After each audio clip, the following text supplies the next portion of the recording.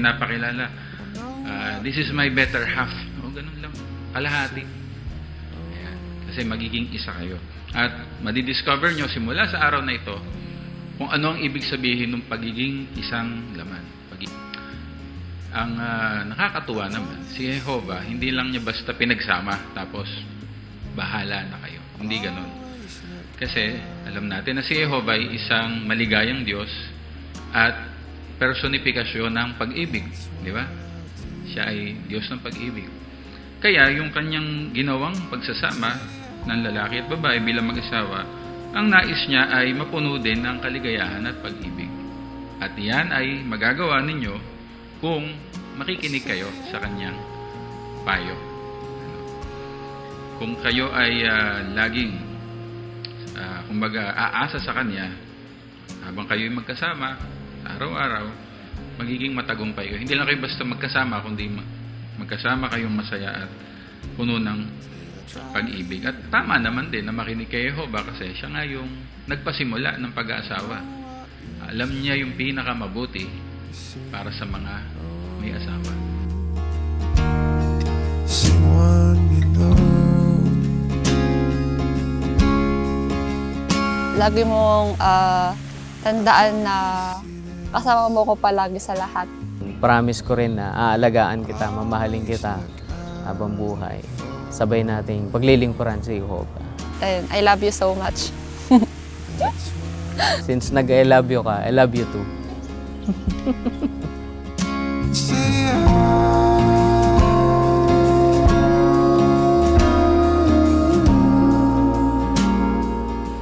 Ngayon, ito yung ilang mga kaisipan pa ni Jehovah.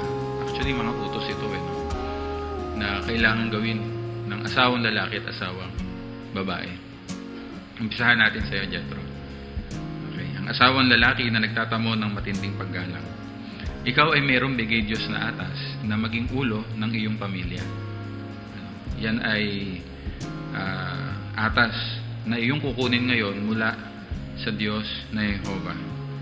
Kasangkot ng pagiging ulo ng iyong pamilya ang mahusay na paggamit ng Biblia sa iyong pagpapasya.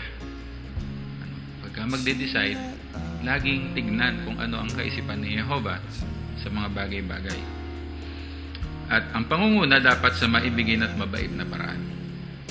Maibigin at mabait. At kung titignan natin yung organization, parang organizational chart, no? Di ba si Jehovah yung pinakamataas, si Jesus, tapos yung asawang lalaki at asawang babae. Kaya ang ulo ng asawang lalaki si Jesus. Yun ang dapat na sundan na halimbawa. At ang sabi dito, mamahalin ng asawa niya gaya ng sarili niya. Tulad ng ginawa ni Jesus sa kongregasyon. Pero medyo mas ibang level pa si Jesus. No? Doon sa 25, kung iaangat mo ng konti, 5:25, ito yung sinasabi. Mga asawang lalaki, patuloy na mahalin ang iyong asawang babae kung paanong inibig ng Kristo ang kongregasyon at ibinigay ang sarili niya para dito. So, hindi ka pantay. Mas higit pa. Kasi willing ibigay ni Jesus yung buhay niya para sa kanyang mga kaibigan, sa kanyang mga alagad. Ganun yung pattern na iniwan ni Jesus. Willing na ibigay ng asawang lalaki maging ang kanyang sarili para sa kanyang kabiyak. Ayan. So, ano mo na ba, Jethro? Nagsisink in na ba?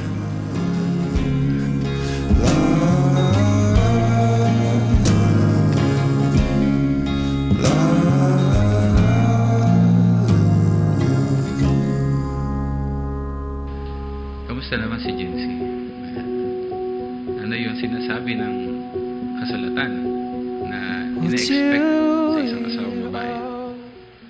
Kanina nabanggit natin yung parang organizational chart, di ba, Jincy? Yung babae ay, ang ulo niya ay ang kanyang asawang lalaki. Hindi ka ba natatakot na parang, ba't nasa ilalim yata kami? Di ba, lugi yata kami doon? Ang totoo, Jincy, pinakikita ng Biblia na marangal at may dignidad ang papel ng asawang babae. Sa katunayan, doon sa unang Pedro, ang sabi sa mga asawang lalaki ay pag-ukulan ng karangalan yung mga asawang babae. Ngayon, yung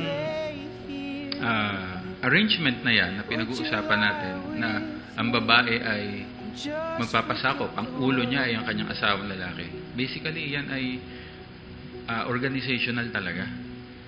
Kasi ang Diyos na Jehovah ay very organized. Di ba? Sa lahat ng bagay, sa makalangit na mga nilalang niya dito sa lupa, lahat ay napaka-organisado. Kaya yung pinaka-basic structure ng kanyang makalupang organisasyon ng mag-asawa, ang pamilya, kailangan ay organisado din. Kasi kapag walang nangunguna, ano ba yun? Masaya ba yun? O magulo? Walang nangunguna eh. Parang magulo, no? Kung dalawa kayo nangunguna, mas magulo. Ang gusto ni Jehovah, maging maligaya kayo. Kaya kailangan na meron talagang manguna.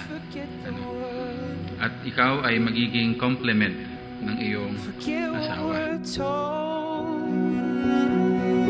Before we get too old, show me a garden that's bursting into light.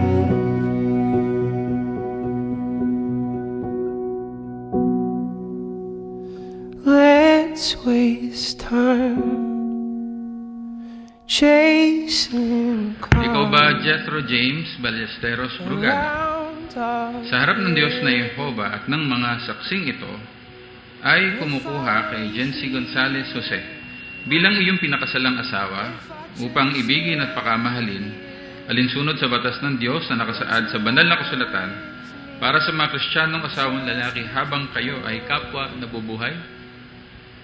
Opo. Salamat.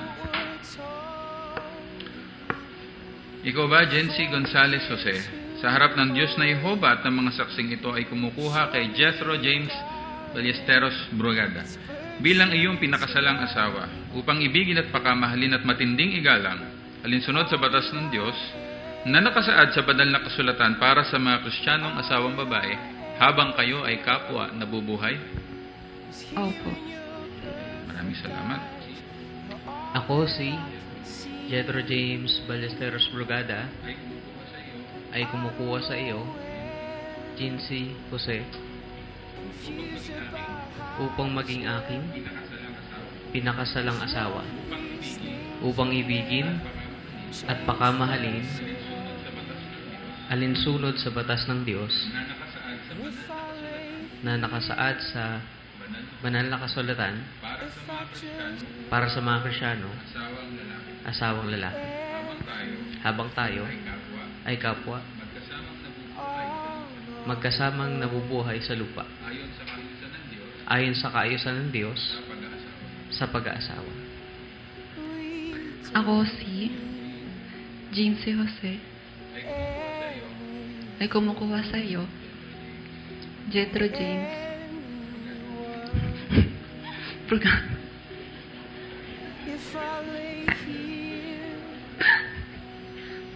if I just lay here, Jethro James Brugada, would you lie with me?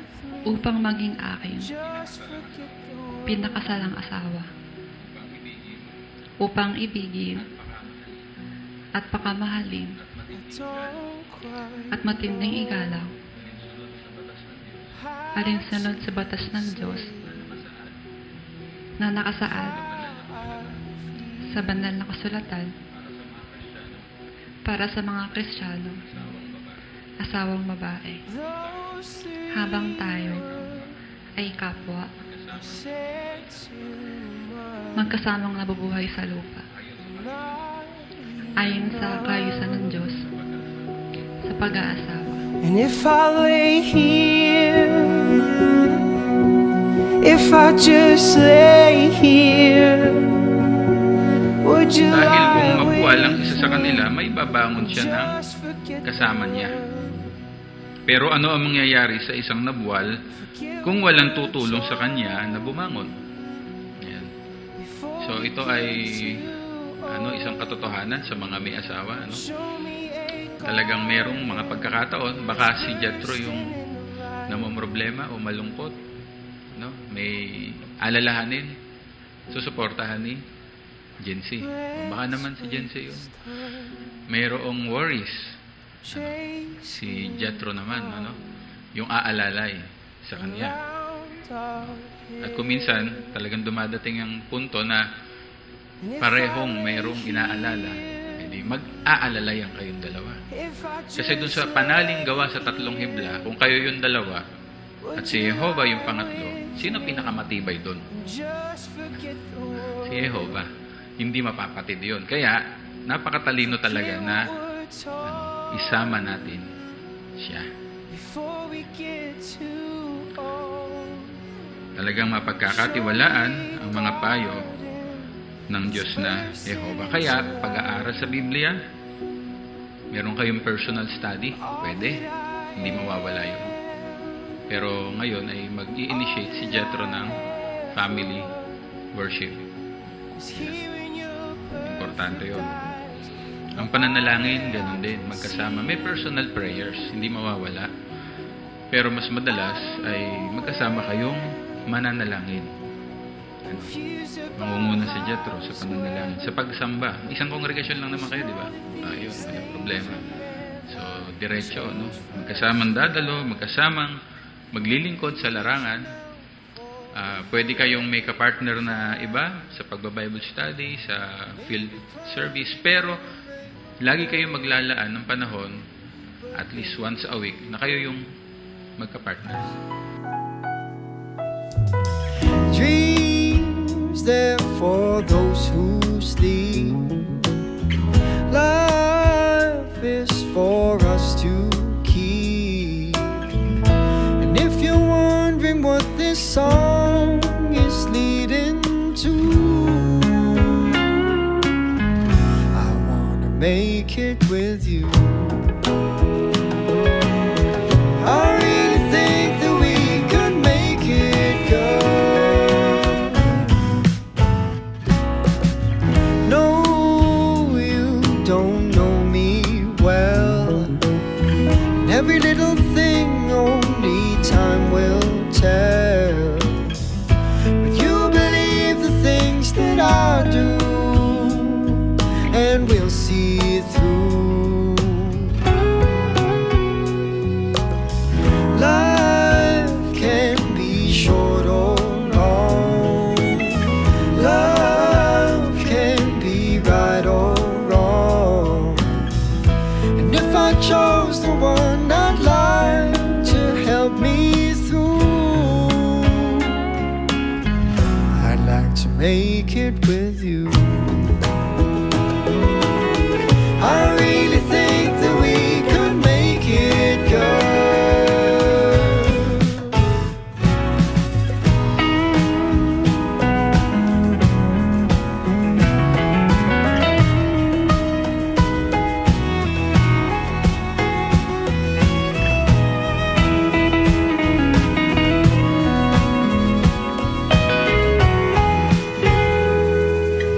Baby, you know that dreams there for those who sleep. Ang pag-ibig ay parang isang damit na isinusuot.